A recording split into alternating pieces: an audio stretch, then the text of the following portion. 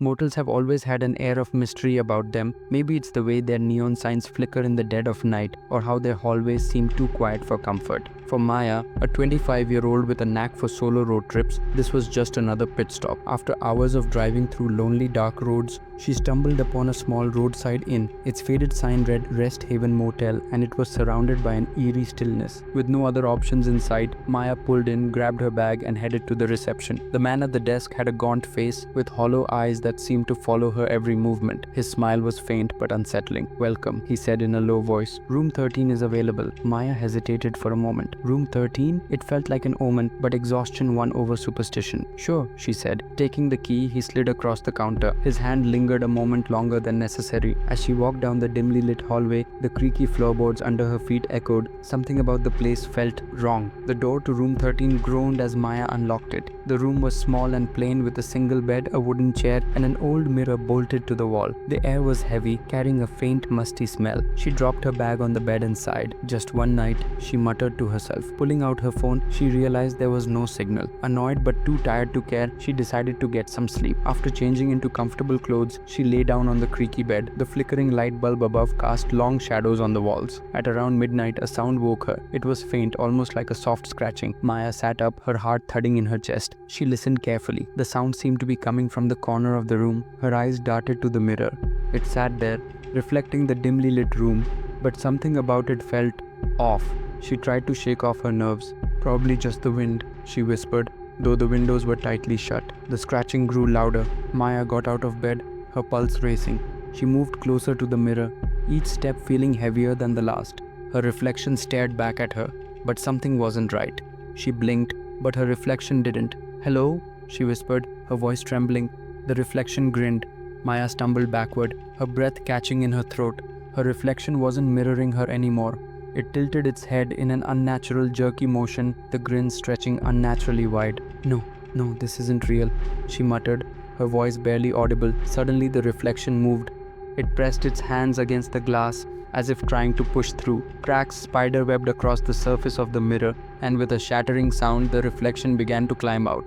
Its movements were unnatural, like a puppet with invisible strings. Maya froze in terror, unable to move. The thing stepped onto the floor, standing in front of her. It looked just like her, but its eyes were void of life, black, empty pits that seemed to swallow the dim light in the room. "Stay away!" Maya screamed, finally finding her voice. She bolted for the door, but no matter how hard she pulled, it wouldn't open. She pounded on it, shouting for help, but the hallway outside was silent. The thing grabbed her wrist. Its touch was icy cold, and its strength was inhuman. Maya struggled, kicking and clawing, but it dragged her toward the mirror. She screamed, her voice raw and desperate, but the reflection was relentless. As she was pulled closer, she caught one last glimpse of herself in the glass. Her real reflection, wide-eyed and terrified, stared back at her. Then, with a final gut-wrenching scream, she disappeared into the mirror. The room fell silent. The next morning, the gaunt clerk at the reception desk handed a key to another traveler. "Room 13 is available," he said, his voice as hollow as his eyes. The traveler smiled politely, unaware of the horrors waiting for him. Inside room 13, the mirror stood pristine, its surface spotless. It reflected the room perfectly, as if nothing had happened. But if you looked closely, if you really stared, you might catch a flicker of something, a pair of eyes, a faint muffled scream. Maya was still in there, trapped, waiting for someone to take her place. Motels like this don't just offer a place to rest, they demand something in return. Would you stay in room 13? Tell me in comments. Lily had always wanted to escape the busy city and spend some time in peace. She found a small cabin deep in the woods for the weekend. She imagined quiet mornings by the lake, reading in the sun, and warm nights with a fire. No phones, no noise, just her and nature. The cabin was far from the nearest town, tucked deep in the woods. The drive there felt long, but when Lily turned down a narrow dirt road, the trees felt taller and the air colder. It was as if the forest was waiting for her. The cabin was small, made of logs, with a steep roof and a wooden porch. It looked perfect. When Lily stepped inside, she felt a sense of calm. The smell of wood and pine, the soft crackling of the fire, and the old wooden floors made her feel comfortable. The cabin was small but cozy. It had a stone fireplace and some old furniture. It was the perfect place to relax. As the sun began to set, casting long shadows over the woods, Lily started a fire in the fireplace and sat down with a book. The evening passed slowly, and she felt the warmth of the fire, watching the flames dance. She had a simple dinner, sipping some wine, and the world outside seemed to fade. But then something something strange caught her eye. On the wall across from her, there was an old mirror. She hadn't noticed it when she first arrived, but now it seemed to be staring back at her. It was large with a dark wooden frame. The glass was cloudy and it looked like it hadn't been cleaned in years, but the reflection was what bothered her. The shadows from the fire flickered strangely in the mirror, stretching in odd ways. Lily looked away, trying to ignore the strange feeling, but she couldn't help herself. She walked up to the mirror. At first, her reflection seemed normal, but then she saw something in the corner of the mirror. A figure. It was tall and blurry, almost like a shadow, standing just behind her. It was hard to make out its face, but it was there, still and watching. Lily turned around quickly, but there was no one behind her. The room was quiet. Only the fire crackled softly. She looked back at the mirror. The figure was gone. She told herself it was just her imagination. It's nothing, just shadows from the fire, she thought. But when she sat back down, she couldn't shake the feeling that something was wrong. Every time she looked up, she felt the mirror pulling her in again. As the night went on, the air got colder. Lily wrapped herself in a blanket, but she still felt watched. Then, around midnight, it started. She heard faint whispering. At first, it was so soft she thought it was the wind outside or the house settling, but then it grew louder. It sounded like voices, but they weren't words. It was more like a soft hum, strange and calming at the same time, but it made Lily feel uncomfortable. She stood up and walked to the door, listening closely. The whispering was coming from all around her, as if the house itself was speaking. It filled the cabin, and the walls seemed to hum along with the sound. Suddenly, the fire went out. Only a few glowing embers were left, but they did little to light the room. The air grew even colder. Lily shivered and reached for the light switch. The room lit up again, but the whispering didn't stop. It was louder now, almost as if it was inside her head. When Lily turned back toward the mirror, she saw it again. The figure was there, but it was closer now. Its shape was more defined but still strange. Its face was twisted, its eyes too big, and its mouth stretched into a smile that didn't seem right. Lily froze in fear. The figure lifted a hand, its fingers long and thin, and pressed them against the glass. The mirror shook slightly, and for a moment Lily saw something else. A room almost exactly like hers but different. The furniture was knocked over, and there was a body in the center of the room. Lily couldn't see the face, but she knew it was a person, and the person wasn't moving. Her heart stopped. It was her. It was her own reflection, but this time she was lying on the floor, still and lifeless. The figure's smile grew wider and it stepped closer to the glass. Its shape started to spill out of the mirror, like it was about to step into the room with her. Panic rose in Lily's chest. She turned and ran for the door, but it wouldn't open. She tugged at the handle, but it was locked. The whispering grew louder, filling her mind with terror. She turned to face the mirror one last time. The figure's eyes were glowing red and it reached out toward her. "You can never leave once you've seen me," it whispered, its voice so cold it made Lily's skin crawl. With a cry of fear, Lily managed to break free from the mirror's hold. She ran to the back door, and this time, it opened.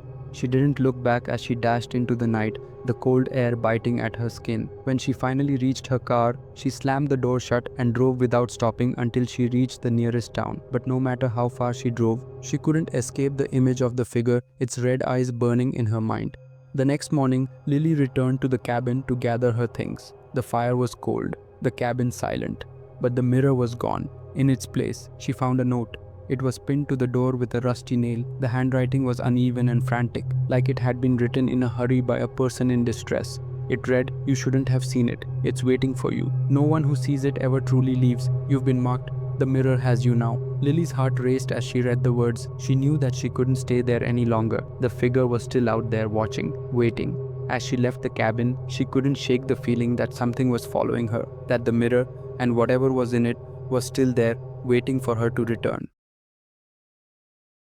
David was tired after a long day of driving. He had been on the road for hours, passing through small towns and endless stretches of highway. He had planned to reach his destination by nightfall, but the sun had already set and he was still far from where he needed to be. That's when he saw the sign for a small hotel just off the road. The neon lights flickered and it seemed like the only place to stop. The hotel looked old, but it was better than driving all night. The lobby was dimly lit and there was an eerie quiet to the place. The man behind the desk gave David a strange smile, his eyes dark and hollow. But David didn't think much of it. He just wanted to get some rest. "Room 9, the man said, handing David a key. "Up the stairs, last door on the right." David thanked him and made his way up to the second floor. The hotel creaked and groaned with each step he took. When he reached room 9, he paused. Something about the number made him uneasy, but he brushed it off. He unlocked the door and entered the room. The room was small, with faded wallpaper and an old bed. A cracked mirror hung above the dresser, and the faint smell of mildew lingered in the air. It wasn't the nicest place, but it was fine for one night. night.